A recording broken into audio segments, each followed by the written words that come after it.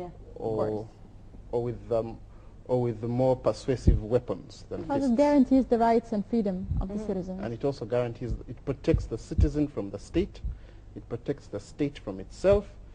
So in our country, our judiciary is like judiciaries everywhere in the world. I think even in the great democracies, it's fighting for its independence.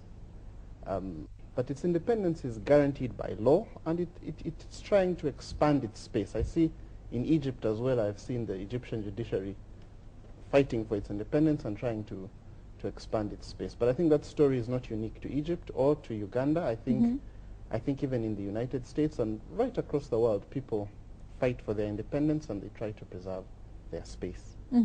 You said something very important, that especially in tribal communities and family-oriented communities like here in Egypt, you find that people will not really put down the law, implement the law. So even if you have law, implementing it on the streets is very difficult. How do you see that in your countries? Implementation of the law. Of course, the law is there to be broken for many people. They do all they can to make sure that they break it. So the implementation of the law, and that's the thing that's the biggest challenge for the judiciaries in Africa. I'm not so sure how it is in Egypt. It is implementing the law means the judiciary must do its work quickly. It must be facilitated, it must decide a matter quickly. If you have a dispute that a judge takes 15 or 20 years to resolve, then you will resolve it with your fists. It's a lot faster, and you probably get a clear winner, not a messy draw. So the implementation depends on how the judiciary is facilitated, how the judiciary is supported, and also on the political will to ensure that you have rule of law and not rule of men or mobs. And Aisha, talking about the training course, I want to know, how did it benefit you and how long did it take? Well, it took about 2 weeks, and it was a window and an insight of the judicial reasoning judges here in Egypt apply before arriving at their conclusion or making any logical deduction. And one thing that interests me was that the transparency and the extent they will go with their judicial reasoning before passing a verdict. And if at all they believe that the case was manhandled by the investigators, that is the police, at the primary inception, they will always refer it back for further investigation. And another challenge I've observed, which is not a challenge as such, because if you take the history of Egypt and its culture, and when it comes to, Egypt was ruled by the French at one time, and then the British at one time, and then the Ottoman Empire. So their constitution, I was surprised to learn that it's secular. You know, religion has nothing to do with the state. It's independent.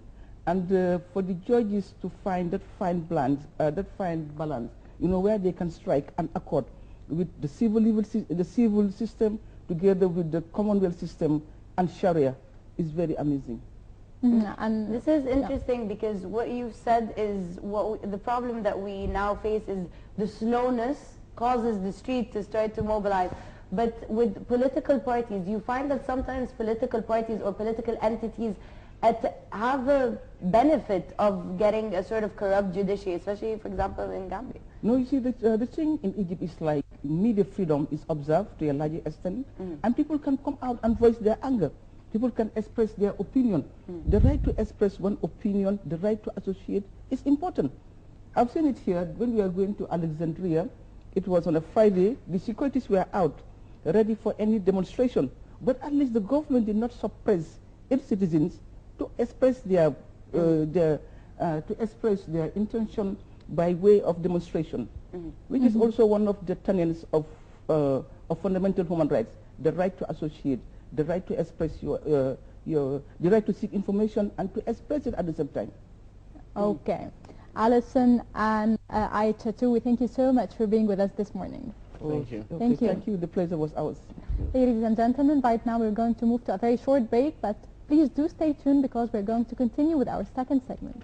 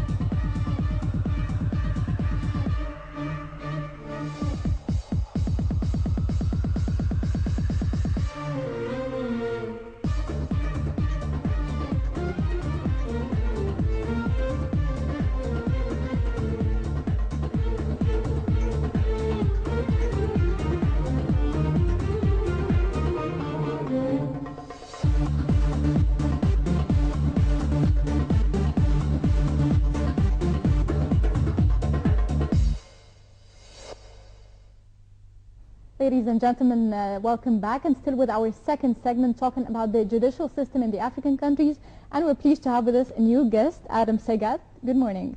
Good My morning. name is Sergiat, right? Segat? Okay. Well, sir, could you tell us about your experience in Egypt with regards to your observation of the judicial system? Because we have been having our problems, our fair share of problems. First and foremost, I would like to thank the Nile International TV for giving me this opportunity, Thank you. and the Egyptian government as well for organizing this conference.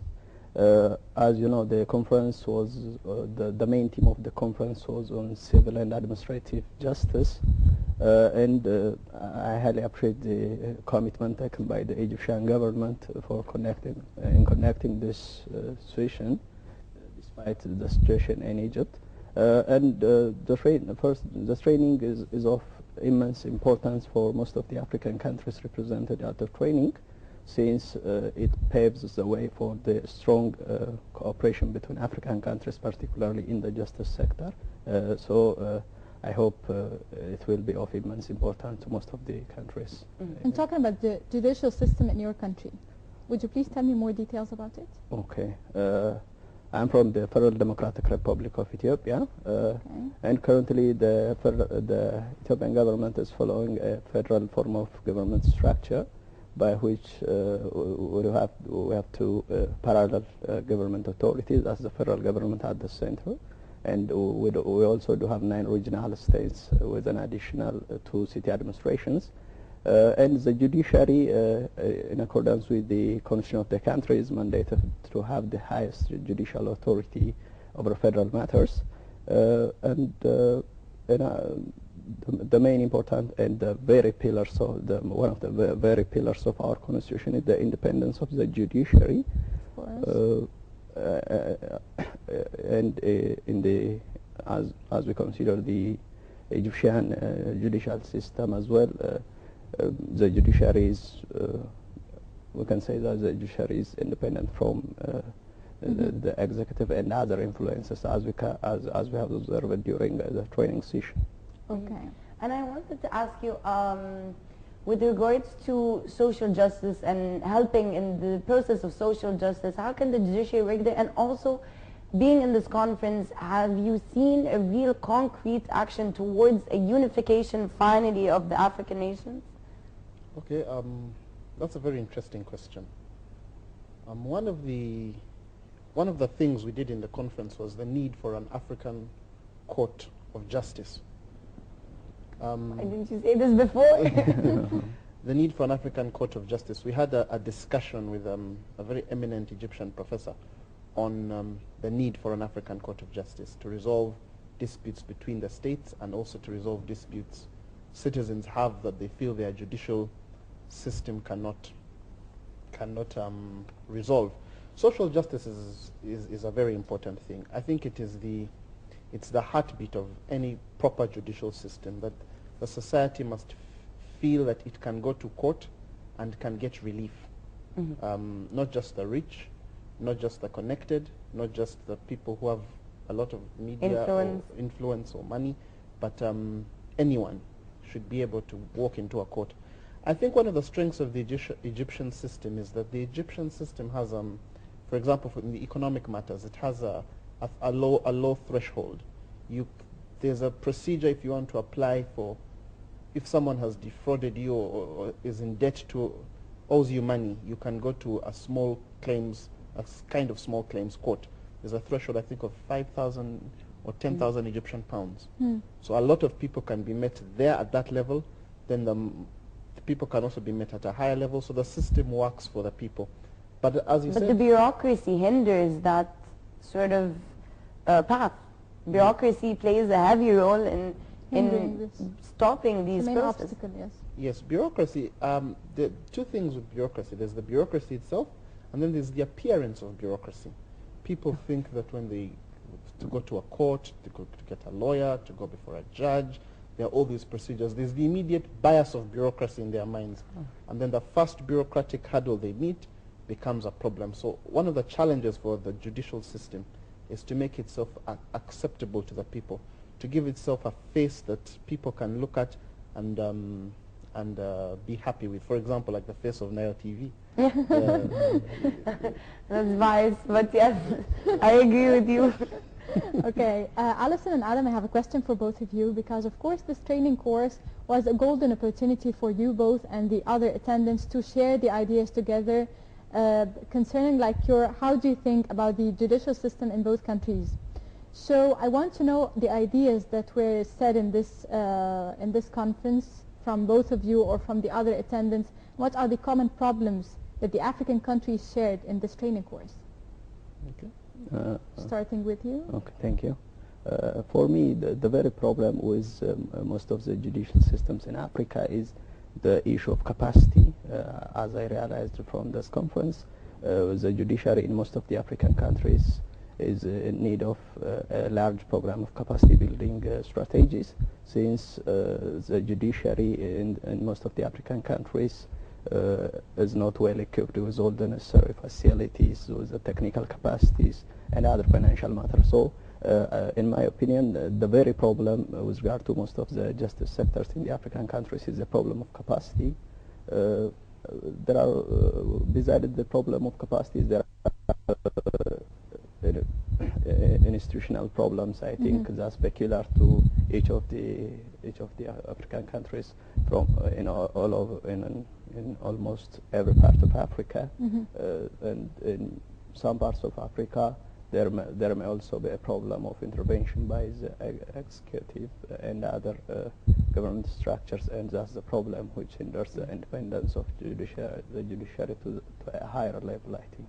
And you, Alison, briefly, please. Well, briefly, I think I agree with everything he said. I think another big challenge that judiciaries have across the continent is funding. I think you have three arms of government, but if you look at the way the executive and the legislature fund themselves, the judiciary looks like a pitiful arm of many governments. Smaller. So yes, so it's funding is really the challenge, and the number of judicial officers, the number of cases that judges have to hear compared to the number of judges available to hear those cases. So Alison and Adam, we thank you so much for being with us this morning. Thank you so much. Thank you. Thank you. Okay. Ladies and gentlemen, unfortunately we came to the end of this edition of The Breakfast Show. Again, I would like to thank my colleague Rahma Zainab for being with me today. Thank you, Jessie. Always a pleasure for you, of course. Thank you. So, until then, goodbye. Thank you for watching, and I hope you did enjoy this edition of The Breakfast Show. Thank you.